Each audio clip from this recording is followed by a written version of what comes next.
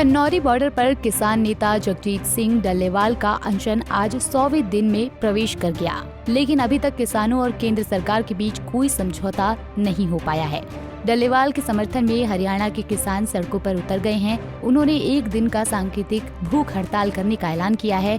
नारानौंद, सोनीपत, फतेहाबाद समेत प्रदेश के अन्य हिस्सों में किसानों ने धरना देकर डल्लेवाल के प्रति अपना समर्थन व्यक्त किया। किसानों का कहना है कि उनकी कोई नाजायज मांगे नहीं है, लिहाजा मोदी सरकार को उनकी मांगों को मानना चाहिए। जो हमारे Khanauri border, Shambhu border, Ratanpur border, जो हमारी 12 मांग थी सरकार से, जो 13 महीने दिल्ली बैठ के आए थे, और सरकार ने आश्वासन दुआ था भाई ये जो तुम्हारी मांगे पूरी कर देंगे। तो उनके समर्थन में हम आज डल्लेवाल जी 100 दिन हो चुके हैं खन्नौरी बॉर्डर पर हड़ताल में बैठे हैं। और उसके समर्थन में एक दिन के लिए हर एक जिले में 9 से 6 बजे लगे, हर एक जिले में भूख हड़ताल में बैठेंगे। तो आगे क्या आंदोलन ऐसा जी, हम तो शांतिपूर्वक बैठे हो, तो सरकार को देखना। 2 मीटिंग तो हो चुकी है, एक मीटिंग ही है 19 मार्च की सरकार से। तो हमने तो ये लगा है सरकार हमारी बातें मानेगी। नाजायज नहीं है, जायज मांग रहे हम। जो मोदी जी ने कहा था जो 2021 में कि ये जो तुम्हारी मांगे पूरी कर देंगे, तो ओसे के समर्थन है, उसमें मांगों खातर बैठे हम। बड़े दुख के साथ कहना पड़ रहा है कि आज डल्लेवाल साहब को आमरण अनशन पे बैठे पूरे 100 दिन हो गए हैं। और इस उम्र में इतना लंबा अनशन, मैं तो कहूँ आदमी बस की बात है नहीं, कोई देवता की मेहरबानी है, परमात्मा की मेहरबानी है उसके ऊपर। पर ये देखो सरकार की इसमें कितनी असहिष्णुता है। इतने लंबे आंदोलन में इतना बड़ा बुजुर्ग आदमी बैठा है और सरकार है कि टस से मस नहीं हो रही है। तो बहुत जरूरी है सरकार बहुत जल्दी कोई कदम उठाए। जैसे एमएसपी गारंटी कानून की हमारी बहुत पुरानी मांग है, और सरकार ने भी इन सब चीजों पे वादा किया था और लिखित में दिया था कि हम ये कमेटी बना के बहुत जल्दी ये मांगे पूरी कर देंगे। तो 2 साल तक इंतजार करने के बाद फिर से ये आंदोलन खड़ा कराया गया। तो उस आंदोलन के एवज में वो भूख हड़ताल पे बैठे कि हमारी मांगे पूरी हों। तो आज उनके समर्थन में सभी जिला मुख्यालयों पर 100 किसानों का धरना पूरे देश में आज एक दिन के अनशन पर बैठा है। यही आज का मेन मकसद हमारा, और सरकार को भी यही दिखाना चाह रहे हैं कि सारे किसान एक हैं, पूरे देश के किसान एक हैं। और सरकार से लगातार 2 बार की वार्ता हुई है पर सफल नहीं हो पाई। नहीं, देखो ऐसा तो नहीं है एक बार में सफलता मिल जाए। वार्ता शुरू तो है, वार्ता टूटी नहीं है, और वार्ता से इसका समाधान होगा। क्योंकि अब जो एक लंबा समय लिया है सरकार ने, हम तो पॉजिटिव सोचेंगे कि इसमें सरकार ने शायद जो किसानों ने उनको जितनी भी ये उनके अपने तरफ से किए गए सर्वे थे या उन्होंने जोड़ तोड़ लगा के अपना जो बताया है, भाई कुछ लोग कह रहे हैं कि 17 लाख करोड़ बजट पे वजन पड़ेगा, कोई कह रहा 18 लाख, कोई कह रहा 10 लाख। तो उन सारी चीजों को दरकिनार करते हुए किसान नेताओं ने ये सब स्पष्ट करके दिखा दिया है कि 28 से 30 करोड़ हजार करोड़ में ही ये एमएसपी गारंटी कानून लागू किया जा सकता है। क्योंकि सरकार इस पूरी की पूरी फसल को खरीदने की हम नहीं कहते, परंतु जो अगर कोई अदर व्यापारी या कोई भी वर्ग खरीदता है तो उससे नीचे ना खरीदे, हमारा कहना ये है। तो इतना बड़ा बोझ नहीं पड़ेगा सरकार पे जितना लंबा दिखाया जा रहा है। शायद सरकार पूरा विचार करके उसके ऊपर पढ़ाई करके जब आओगी और कोई ना कोई अच्छा संकेत लेके आओगी। देखिए, पिछले साल 13 फरवरी से हमारा आंदोलन किसान मांगों को लेकर चल रहा है, जिसमें दाता सिंह वाला, खन्नौरी, शंभू और रतनपुरा पर हमारे मोर्चे लगे हुए हैं, और देश के विभिन्न भागों में लगातार ये आंदोलन चल रहा है। लेकिन सरकार ने 18 फरवरी की मीटिंग के बाद अपनी बातचीत तोड़ दी, और उसके बाद हमारी इन मांगों पर कोई गौर नहीं किया। तो इसको लेकर हमारे जांबाज योद्धा सरदार जगजीत सिंह डल्लेवाल जी आमरण अनशन पर बैठे 26 नवंबर से, और आज उनके आमरण अनशन का 100 दिन पूरा हो चुका है। उनके आमरण अनशन से ये हुआ कि सरकार बातचीत की टेबल पर आने के लिए मजबूर हुई, और आज क्योंकि उनके आमरण अनशन का 100वां दिन है, इसलिए पूरे देश भर में सामूहिक भूख हड़ताल एक दिन के लिए की जा रही है। यही हमारा आज का ये प्रोग्राम है। कुछ किसान संगठन चंडीगढ़ घेराव को लेकर भी जा रहे हैं, प्रगति जानकारी भी रही है। वो अपनी मांगों को लेकर, कुछ उनके एजेंडे हैं उनको लेकर वो चंडीगढ़ जा रहे हैं।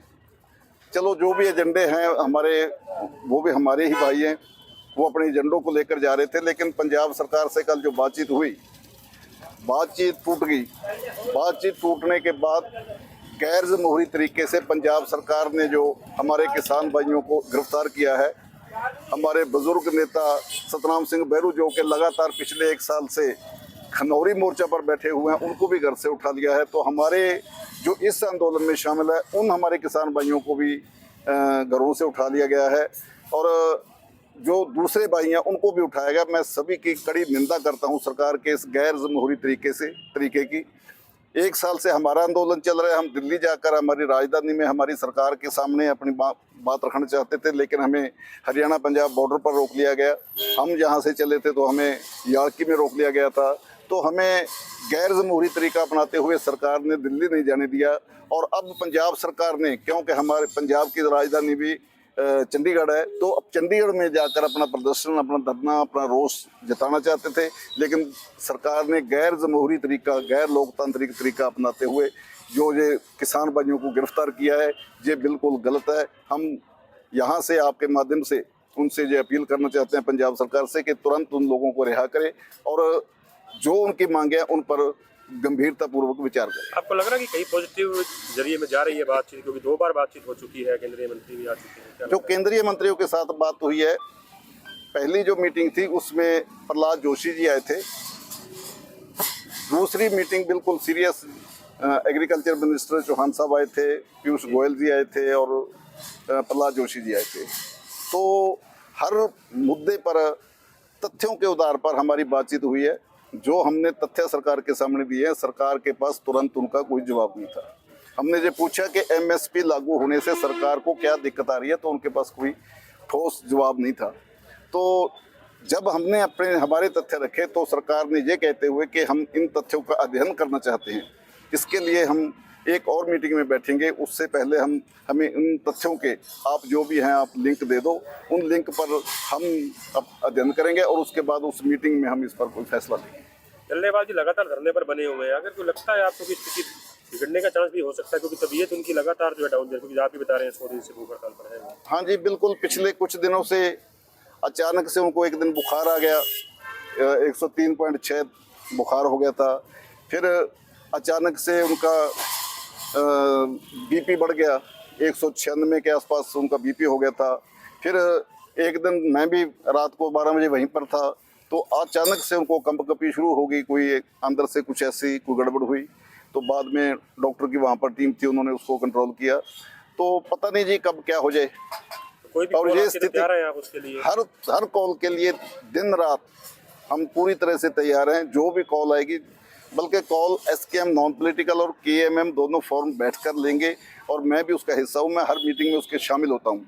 तो वहाँ पर बैठकर हम विचार विमर्श करके जो भी कॉल तय करेंगे, हम उसके लिए पूरी तरह तैयार है। भारतीय किसान यूनियन खेती बचाओ। वहीं दूसरी तरफ किसानों में अब पंजाब सरकार के खिलाफ भी रोष बढ़ता जा रहा है। पंजाब के मुख्यमंत्री भगवंत मान के बर्ताव से नाराज आज चंडीगढ़ मार्च का कॉल दे रखा है।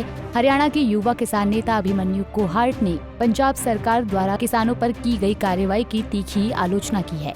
देखिए, किसी लोकतांत्रिक पद पर बैठे व्यक्ति द्वारा इस तरीके की बयानबाजी करना सरासर गलत है और निंदनीय है। जिस तरीके से कुछ किसान नेताओं को कल रात को हिरासत में भी लिया गया है, वो भी बिल्कुल निंदनीय है और उसकी हम सख्त तौर पे उसकी आलोचना करते हैं। और सरकार से हम ये भी कहते हैं कि लोकतंत्र के अंदर शांतिपूर्वक धरना प्रदर्शन करना हमारा लोकतांत्रिक अधिकार है और इस तरीके से पुलिस के माध्यम से उस लोकतांत्रिक अधिकार को कुचलने का प्रयास नहीं किया जाना चाहिए। और सबसे बड़ी दुखद और दुर्भाग्य की बात यह है कि तमाम राजनीतिक पार्टियों का यही असली चाल और चरित्र है। जब वो विपक्ष में होते हैं, बड़ी बड़ी बातें करते हैं, किसानों के हित की बातें करते हैं, लेकिन सत्ता में आने के बाद पूरे 180 डिग्री का यू टर्न मार के वो किसान विरोधी बन जाते हैं और इस तरीके से दमन करने का कार्य करते हैं। तो जिस तरीके से पंजाब में आम आदमी पार्टी की सरकार है और ऐसे में जो बीजेपी की सरकार से भी लड़ाई केंद्र सरकार से भी जारी है, तो इस तरीके से बयान से कहीं ना कहीं किसानों को थोड़ा धक्का लगता है। देखिए, मैं आपको एक चीज बताऊं, किसान अपने समाज की ताकत और एकजुटता के दम पर ये आंदोलन कर रहे हैं। किसी राजनीतिक पार्टी के सहयोग से आंदोलन नहीं चल रहा है। तो जब तक हमारे किसान समाज की एकजुटता और उनकी ताकत बनी रहेगी, तब तक हमारा आंदोलन मजबूती से चलता रहेगा। और ये कई बार लगता है लोगों को कि भाई इनका आंदोलन बीजेपी के खिलाफ है, इनका आंदोलन कांग्रेस के खिलाफ है, इनका आंदोलन आम आदमी पार्टी के खिलाफ है। हमारा आंदोलन किसी भी पार्टी के खिलाफ नहीं है, हमारा आंदोलन सरकारों की गलत नीतियों के खिलाफ है।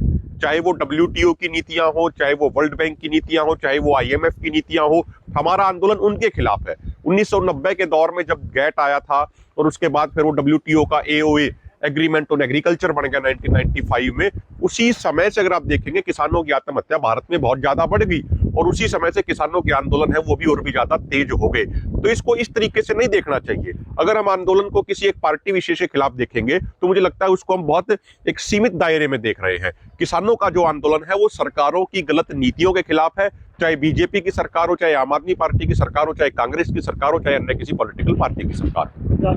किसान जो सुसाइड करना आ रहे ज्यादा मामले, तो उनकी क्या वजह मानते हैं? देखिए, पूरे देश में किसानों की आत्महत्या के मामले सामने आ रहे हैं। अभी 2 साल पहले महाराष्ट्र में 2000 से अधिक किसानों ने एक साल में सुसाइड किया।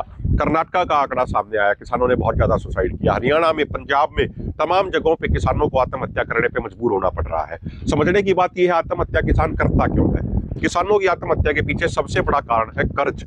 और किसान पे कर्ज कब होता है? जब उसकी फसलों की लागत मूल्य लगातार बढ़ती चली जाती है और उसकी आमदनी बहुत कम रेट से बढ़ती है। और जो सरकार द्वारा घोषित MSP है, जब किसान को वो भी नहीं मिलता तो किसान कर्जदार होता चला जाता है। जब किसान को फसल खराब होने पे मुआवजा नहीं मिलता तब किसान कर्जदार होता चला जाता है। और बड़े दुख की बात यह है कि पिछले 77 सालों में इतनी पार्टियों की सरकार आ गई है, पूरे राष्ट्रीय लेवल पे भी और राज्य सत्रों पे भी, लेकिन किसी भी पॉलिटिकल पार्टी की सरकार ने किसानों की आत्महत्या को रोकने के लिए कोई भी जरूरी और सख्त कदम नहीं उठाए। दिल्ली के अरविंद केजरीवाल भी पंजाब में, लेकिन अभी किसानों से यहाँ मिलने का भी। देखिए, मुझे लगता है कि जो हमारा आंदोलन पिछले 1 साल से चल रहा है, हमारी मांगे केंद्र सरकार से, चाहे MSP गारंटी कानून का मुद्दा हो, चाहे किसान मजदूरों की कर्ज माफी का मुद्दा हो, चाहे स्वामीनाथन आयोग के C2+50% फार्मूले को लागू करने का मुद्दा हो, तो ये हमारी मांगे केंद्र सरकार से है। हमारी 14 फरवरी को और 22 फरवरी को केंद्र सरकार के साथ मीटिंग भी हुई थी, जिसमें माननीय शिवराज सिंह चौहान जी, माननीय प्रहलाद जोशी जी, माननीय पीयूष गोयल जी एवं अन्य अधिकारियों ने भाग लिया था। अगली बैठक हमारी 19 मार्च को है और पहले के तरीके से ही पूर्ण मजबूती से हम अपनी बातें उस मीटिंग में रखेंगे। बता दें कि आंदोलनरत किसानों और केंद्र सरकार के बीच अगले दौर की वार्ता 19 मार्च को होगी। तब तक जगजीत सिंह डल्लेवाल ने बेहद खराब स्वास्थ्य होने के बावजूद अपना अनशन जारी रखने का फैसला किया है। नारानौंद से हरकेश जांगड़ा, सोनीपत से सचिन मलिक, फतेहाबाद से रमेश कपूर और जिंद से अमनदीप पिलानिया की रिपोर्ट, पंजाब केसरी टीवी। हमसे जुड़े रहने के लिए हमारे YouTube चैनल को सब्सक्राइब करें और नई वीडियो की नोटिफिकेशन के लिए बेल आइकॉन को दबाएं। अगर आप ये वीडियो Facebook पर देख रहे हैं तो लाइक जरूर करें और ज्यादा से ज्यादा शेयर करें। धन्यवाद।